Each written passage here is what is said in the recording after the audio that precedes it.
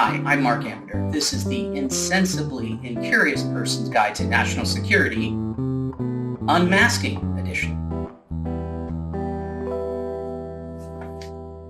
How hard was that? Unmasking. Let's make it very simple. Why does somebody have to be masked in the first place? Well, the term that the U.S. intelligence community uses is U.S. person, but let's just simplify and think for now that's an American citizen, me, right? An American citizen who is caught on a wire in the course of surveilling thousands of foreign targets around the world. Sometimes a U.S. person, an American citizen, is going to be on the other end of the conversation. And, well, if you're the NSA or the FBI, you have a problem because, although there are exceptions, you can't eavesdrop on American citizens without an order. So what happens if you do incidentally? That is, it just happens that some American calls up a person, maybe in the Russian Ministry of Foreign Affairs, that you happen to be surveilling through whatever sneaky techniques you use.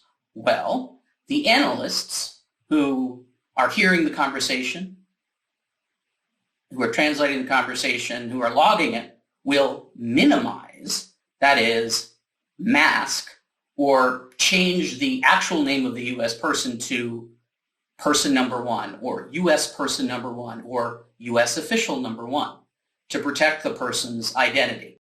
The person talking to the Ministry of Foreign Affairs might be in the executive branch now. The person might be in the conversation leaking classified information that is somehow identifiable, is involved in illicit narcotic sales, is involved in the commission of a crime, or whether the communication suggests that the Ministry of Foreign Affairs, in this case, is trying to recruit the American citizen for nefarious intelligence purposes. There are others confused report about how 40 times Mike Flynn's name was unmasked, and people requested his unmasking 40 times.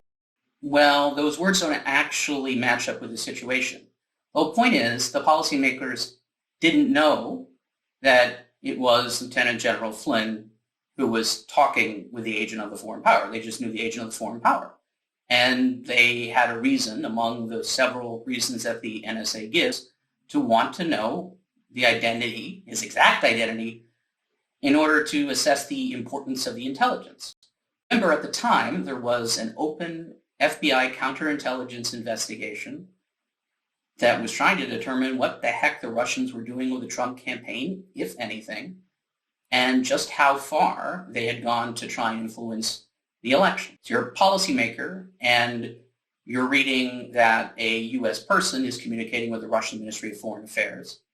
You have an interest in trying to figure out who that person was for any of the reasons, even to protect that person.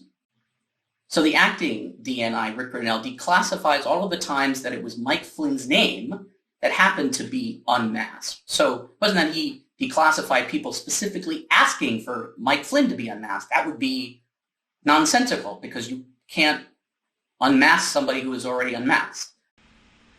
As acting DNI Grinnell says, each individual was an authorized recipient of the original report, and the unmasking was approved through NSA's standard process, which includes a review of the justification for the request.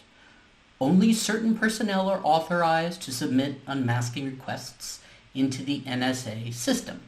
And the actual requests themselves. And some of them are blacked out, probably CIA officers and chiefs of station trying to understand.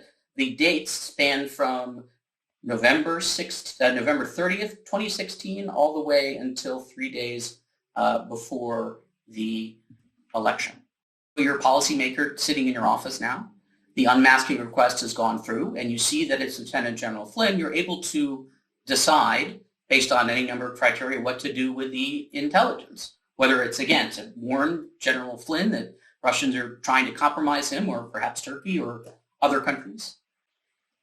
In any case, it would be insensibly incurious to not want to know who was talking to the Russian Ministry of Foreign Affairs in a way that would end up in a finished NSA product.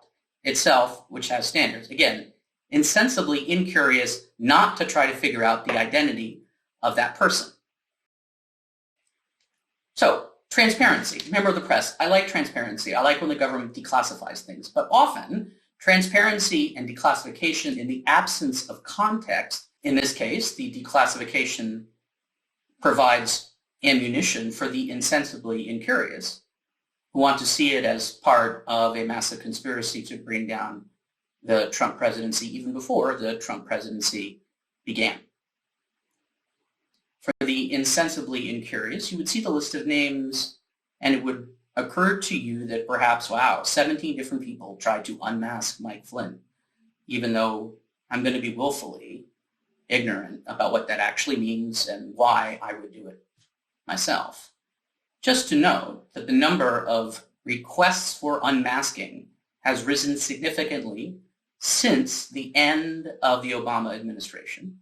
There was one communication that can't be included among the list of times people asked for the unmasking and it turned out to be Mike Flynn, and that's the actual call to the Russian ambassador, whose phone was probably being monitored by the FBI, not the NSA, and isn't included in this release. So people are talking about a scandal potentially involving that, but this has nothing to do with it. So why release all of these names? Well, again, provides the ability of people to say, there's a document showing people did something, and I'm going to be insensibly incurious about the reason for them doing so. One other reason why declassifying this list of dates and the identity of officials is potentially dangerous, well, just think about if you are a Russian Ministry of Foreign Affairs official who happened to be talking to Mike Flynn on that date. In all probability, a number of people who Mike Flynn communicated with had a sense that their communications were being monitored, but in all probability, many of them didn't, and perhaps some of them still use those same communication pathways. Not anymore. So that is the Insensibly Incurious Person's Guide to National Security Unmasking Edition.